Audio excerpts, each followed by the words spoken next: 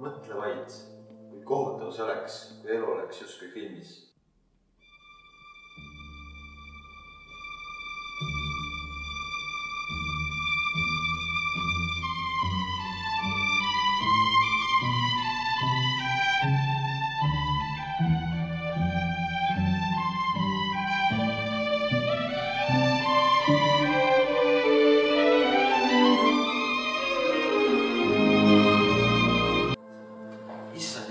Isa ja pojaga kooli läks esimesel koolipäeval.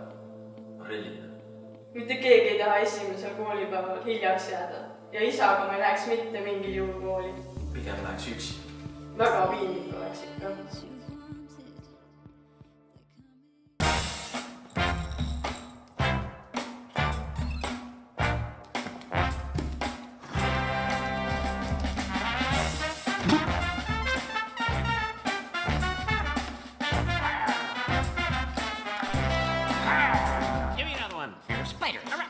Fear of thunder. Tyrannophobia. Fear of chopsticks. Consecutaliophobia. What is this? Kindergarten? Give me a hard one.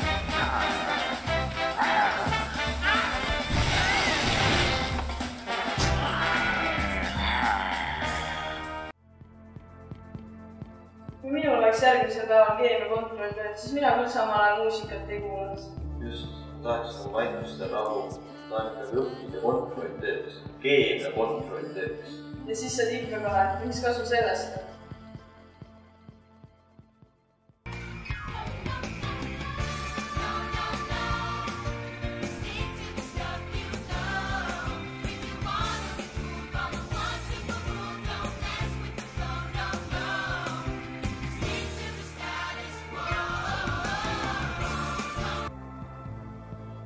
Päriselt, tüdrukud laulavad laua peal.